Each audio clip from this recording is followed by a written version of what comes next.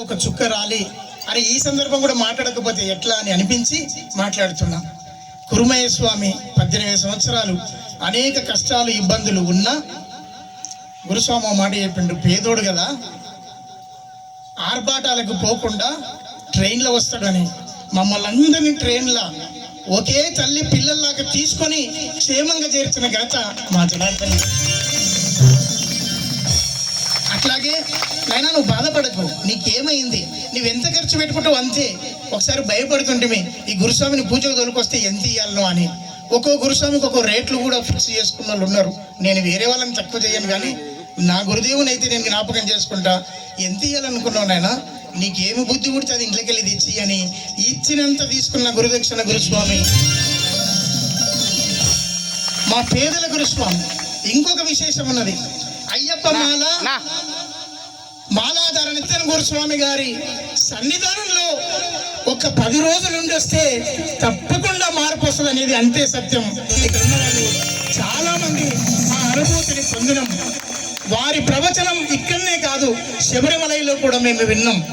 మాకు అనిపించింది ఏమిటంటే నిజంగా ఆర్భాటాల కన్నా ధనము కన్నా భగవద్నామ శరణమే గొప్పది అని.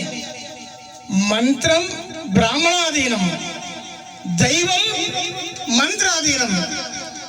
నేను గీతలో మా అన్న బుక్ ఇస్తే చదివిన తర్వాత అర్థమైంది ఏమనంటే, ఎంతో మంది బ్రాహ్మణులు చెప్పని చిన్న చిన్న రహస్యాలను దాచిపెట్టుకోకుండా మా జీవితాలు మారిపోవడానికి అనేక గీతా ప్రవచనాన్ని ఈరోజు ప్రచారం చేస్తూ పేదల జీవితాలు, అనగారిన జీవితాలు. నిజంగా కారకొండ గ్రామంలో మా గురుమూర్తి ఇంట్లో ఒకనాడు కాలు పెట్టిన నాడు మన ఇల్లు పరిస్థితి పేదరికం. ఈరోజు బిల్డింగ్ మీద కూర్చోబెట్టిండు మా అయ్యప్పని. జనార్దన్ గురుస్వామి కాలు పెట్టిన ప్రతి ఇల్లు మనస్ఫూర్తిగా ఆశీర్వదించిన ఇల్లు. విశ్వాసం నాకున్నది. అనేక మంది భక్తుల్ని మార్చాడు. అయ్యా నువ్వు ఈ దురలవాట్లకు దూరంగా ఉండాలి, స్వామి మార్గంలోకి వచ్చావు, నాకు ఒక గురుదక్షిణ ఇయ్యి, నీ నుంచి 1000 రూపాయలు ఆశించను కానీ నీ లోపల ఉన్న 10 దురలవాట్లలో ఇలా ఒక్కటి విడిచిపెడితే నువ్వు నా భక్తుడవని సందేశం ఇచ్చి ఒక్కొక్కటిగా అందరినీ మార్చి నిజమైన గురుస్వామిగా, మా పేదల గురుస్వామిగా జనార్దన్ గురుస్వామి గారిని నిలవడం. మరి గ్రామీణ ప్రాంతంలో కొంతమంది కొన్ని ఊర్ల కంటే రారు గురుస్వాములు.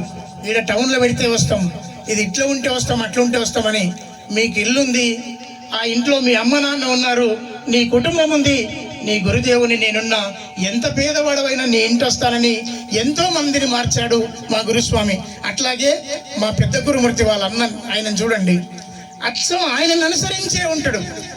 వాళ్ళ గురుదేవుడు, మా గురుదేవుడు జనార్దనుడు ఎట్లుంటాడో అట్లాగే ఒక బ్రాహ్మణుడి మాదిరిగా వాళ్ళని మార్చారు. నేను ఈ మార్పు దేనికోసం కోరుతున్నానంటే, పీజీలు పిహెచ్డీలు చదివిన వారికి కూడా సంస్కారం దొరుకుతలేదు. నేను వృత్తిరీత్యా ఉపాధ్యాయుని, నేను ఒక టీచర్ని. నేనేం కోరుకుంటా అంటే ఈ పిల్లవాడి జీవితం ఎట్లా మారుతుందని ప్రతినిత్యం దగ్గరికి తీసుకుంటాం. ప్రభుత్వ పాఠశాలలో చదివే వాళ్ళంతా పేదవాళ్ళే గురుస్వామి.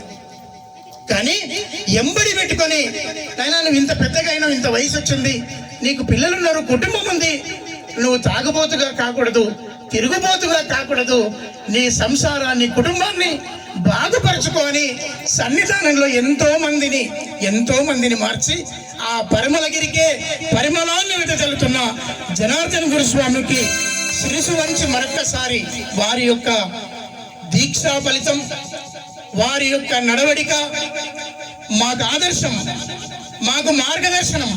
తప్పకుండా నీ మార్గంలో నడిచే శిష్యులుగా తప్పకుండా మీ మార్గాన్ని అనుసరిస్తామని, మరింత మంది పేదవారిని మార్చి వాళ్ళ హృదయాల్లో శాశ్వతమైనటువంటి స్థానాన్ని అయ్యప్ప మా కోసం పంపించిన జనార్దన్ గురుస్వామిగా గుర్తుపెట్టుకుంటామని తెలియజేస్తూ, ఈ సందర్భంగా అవకాశం దొరికినందుకు సంతోషిస్తూ అంటూ అయ్యప్ప భక్తులందరికీ కూడా పాదాభివందనం తెలియజేస్తూ, స్వామి శరణం, స్వామి శరణం అయ్యప్ప. స్వస్తి.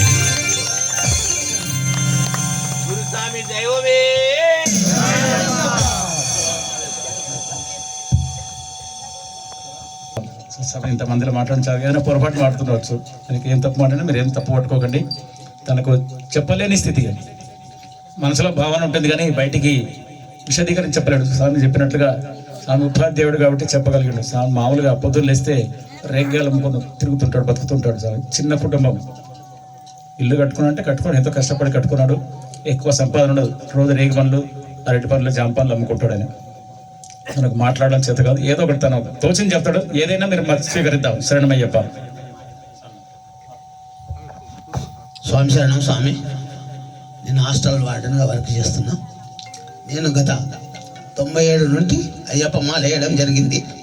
మా గురుస్వామి ద్వారానే స్వామిని నేను మార్కెట్లో చూస్తా. స్వామి అనగానే స్వామి చెప్పండి గురుస్వామి అంటాడు. స్వామి ఎంత నీతిగా మాట్లాడతాడంటే నిజాయితీగా అంతనా ఏది వస్తువు ఉన్నా నేను కొనుక్కపోయి మా ఇంట్లో ఇస్తా. ప్రతి వస్తువు స్వామి ఎక్కడ కనబడ్డా మార్కెట్లో బస్తా పెట్టుకొని ఉంటాడు. ఏ వస్తువు తనతో ఉన్నా మనం కొంత కొనే అలవాటు నేర్చుకోవాలని ఈ ప్రముఖంగా అయ్యప్ప దీక్షలో ఉన్న వారందరికీ కూడా ప్రతి సివిల్కి ఇట్లా తన దగ్గర ఏ వస్తువు ఉన్నా సరే మన ఇంట్లో రావాలని నేను కోరుకుంటున్నా. ఏ వస్తువు ఉన్నా సరే కొనాలని నేను ఈ అయ్యప్ప పూజ విధానంలో చెప్పడం జరుగుతుంది. ప్రతి పూజల గుట్ల ఈ తన గడగడబడంగానే స్వామి అనగా గుస్వామి అనే వంగుతాడు. గుస్వామి అని అనగానే అంత ఆప్యాయత కలుగుతా. అంటే స్వామి ఏమో నీ దయ జీవించాలని భావిస్తున్నాను. సేమ్ స్వామి శరణమయ్య. అందరి పట్ల వినయంగా ఉంటాడు. బయట సమాజంలో ఎక్కడెవరు ఏ గురుస్వామి కనిపించినా, ఏ అయ్యప్ప కనిపించినా కూడా, ఇప్పుడు దీక్షలో ఉంటేనే కాదు సివిల్లో కనిపించినా వారికి గురుస్వామి గురుస్వామి అంటూ వాళ్ళని వాళ్ళకు ప్రణామం చేస్తుంటాడు, పాద నమస్కారం చేస్తుంటాడు. అంటే ఆయన ఉన్న ఒక వినయము, విధేయత ఆయనకు నేర్చుకున్నాడు. అది అన్నట్టు స్వామి చెప్పింది ఉద్దేశం అది. ఇప్పుడు కుర్మేశ్వరం మాట్లాడుతాడు.